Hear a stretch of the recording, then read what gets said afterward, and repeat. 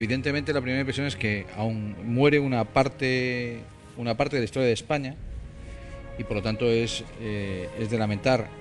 Desde mi enorme distancia ideológica y práctica con Manuel Fraga Iribarne, tengo que reconocer que era un animal político, y verle que con 64 años se retiraba de la política, he exclamado, qué joven, ¿no? Tenemos evidentemente a una de las personas que más le conoce aquí, y yo voy a aprender de él porque fue presidente de Nuevas Generaciones del Partido Popular desde el año 79 a 1985, con lo cual, aparte que es amigo mío, y perdona que me adelante, es amigo mío, y haber sido presidente de Nuevas Generaciones cuando Fraga era el presidente del Partido Popular, seguro que sabe muchísimo más que yo. Antonio Martín Bomón es el editor del Semanal Digital y fue efectivamente presidente de Nuevas Generaciones de Alianza Popular con Manuel Fraga como líder de la derecha española. Antonio, buenos días. Buenos días. Tu despacho además muy cerca de él y muchas horas de trabajo durante más de 10 años, ¿no? Claro, sobre todo desde el año 79 al 85, pues teníamos el despacho en primer lugar en la calle Silva, en la antigua sede de Alianza Popular, en la calle Silva número 13. Yo tenía el despacho en la primera planta, en la tercera planta, y fueron lógicamente momentos inolvidables de trabajo. Hay que tener en cuenta que, claro, yo tenía 22 años, estamos hablando de los 22 a prácticamente los 30 años, y son momentos en los que la vida de una persona es como una esponja. Por lo tanto, yo estoy seguro que muchas de las cosas buenas y malas que tengo se las debo a aquellos años con Manuel Fraga. ¿Y trabajar con él cómo era? Porque le tenemos lógicamente incorporado a nuestro imaginario político como un hombre arrollador, de declaraciones explosivas, con una fuerza, una energía incansable, trabajador. ¿Era así como lo imaginaba? Bueno, era muy trabajador, sin duda alguna era el más trabajador de todos. Era el primero que llegaba a la sede, el último que se marchaba de la sede, y sobre todo tenía poco tiempo, siempre iba corriendo, y por tanto necesitaba que no se perdiera el tiempo con él. Era una persona que tenía las cosas muy claras, sobre todo lo que no quería, y por consiguiente era muy exigente y era difícil trabajar con él precisamente por esa falta de tiempo que siempre había tenido. Es como si su meta por llegar a la presidencia del gobierno supiese que cada día tenía un día menos, y por tanto tenía que convertir los días de 24 horas en días de 26 o 27 horas. Quizás fue su gran frustración el no llegar a ser presidente de España, que era su gran sueño, ¿no? Sí, estoy seguro que Fraga, su gran sueño fue ser presidente del gobierno de España, y probablemente mereció ser presidente del gobierno español. Su autenticidad seguramente fue lo que le impidió ser presidente del gobierno de España. Es decir, cuando los asesores le aconsejaban que no era prudente hacer declaraciones que pudieran asustar al menos a una parte de la población, él fue un hombre auténtico, y eso en muchas ocasiones le perjudicó. Y bueno, tuvo su reconocimiento después de los ciudadanos, en el sentido de que en Galicia fue un líder arrollador durante muchos años, pero no consiguió esa mayoría en España que le hubiera dado su gran sueño de ser presidente del gobierno español. Dicen que una de las razones es que, lógicamente, una buena parte de España no olvidaba que había sido ministro con Franco. Manuel Rico, su director de Diario Público, buenos días. Sí. Figura controvertida también, ¿no? Es decir, clave en la evolución de la dictadura a la democracia, clave en esa transformación política de este país, pero claro, también protagonizó algunos incidentes, decíamos antes, Vitoria, 5 obreros muertos, Montejurra. Bueno, yo creo que fue un auténtico camaleón político, ¿no? Es verdad que alguien que ha estado 60 años en la vida pública, pues lógicamente tiene luces y sombras. Hoy la mayor parte de la gente está poniendo el foco sobre las luces, y es normal. Pero yo creo que Fraga, cuando tuvo el poder, lo ejerció de forma autoritaria, no solo como propagandista del franquismo, sino también como ministro de Gobernación, que es cuando se produjeron los sucesos que has comentado de Vitoria o de Montejurra, pero también en la Xunta de Galicia. Yo trabajé como periodista en Galicia entre el año 90 y el 97, y allí tenía un control político y mediático, en fin, alejado, vamos a decirlo así, de los estándares democráticos.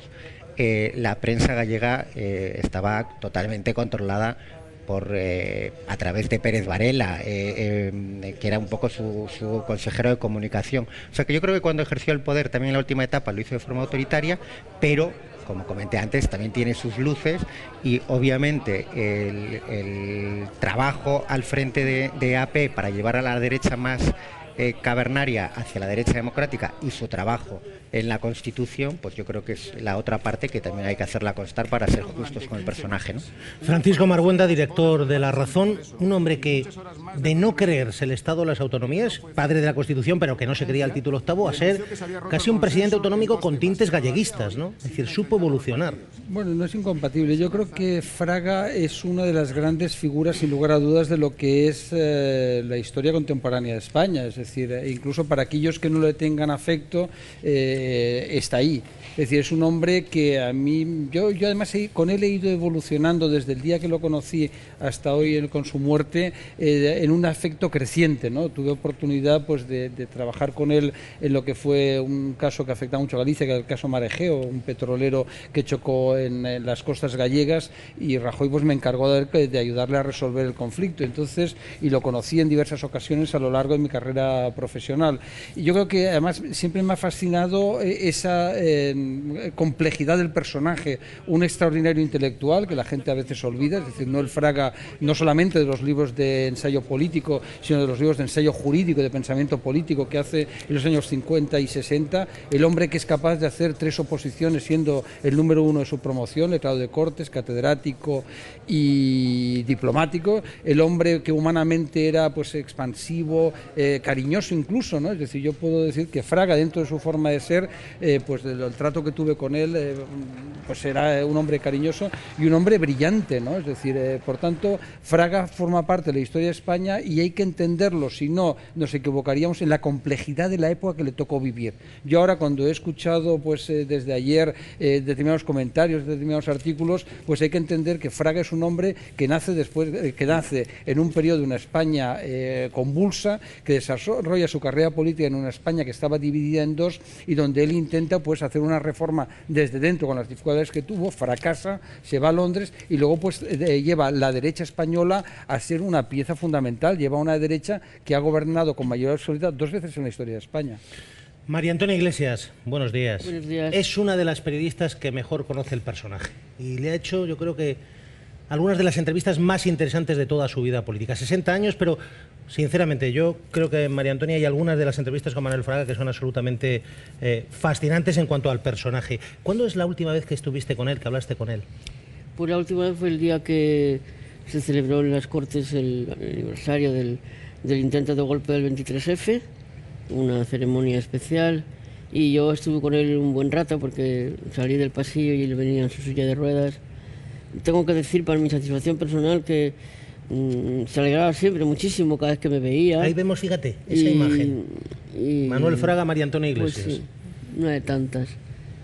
Y la verdad que aquel día estuvimos hablando mucho rato, tenía las manos muy frías, pero me las cogía con mucha fuerza y quedamos en vernos. Lo que pasa es que, claro, yo tampoco estuve bien de salud y tuvimos que cancelar alguna cita. Pero tengo que decir que mi relación con él, aparte de la admiración política que le tengo, como persona de izquierdas, yo creo que sin él y sin Carrillo no habría habido democracia ni, por supuesto, transición. Pero aparte de eso, era una persona con una doble personalidad, aparentemente o realmente aducto, colérico, y luego en el terreno personal muy afectivo, muy entrañable, con una sencillez auténtica. A él, si le gustaba algo, era hablar sin tiempo de su familia, de Galicia.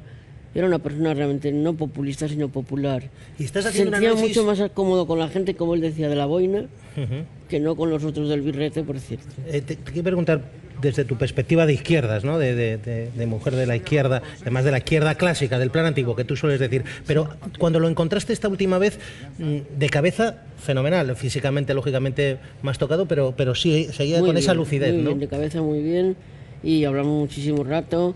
Yo ese día me salía del corazón agradecerle también su papel aquella noche aciaga, donde él veía con desesperación que los malos no se le llevaban al cuartito como a todos los demás, sino que lo dejaban ahí un poco a ver qué hacía, ¿no? Y su desesperación de que lo consideraran un cómplice del intento de golpe, ¿no?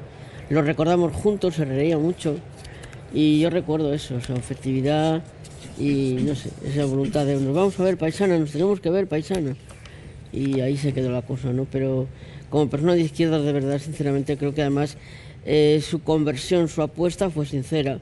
Otra cosa es que luego su carácter, su sentido autoritario de la vida, porque era casi militar, le llevara a hacer cosas, pues como decías, de lo de Montejurra y todas estas cosas, ¿no? Y a decir la calle es mía, de Y la repente, calle es ¿no? mía. Pero luego era una persona realmente comprometida.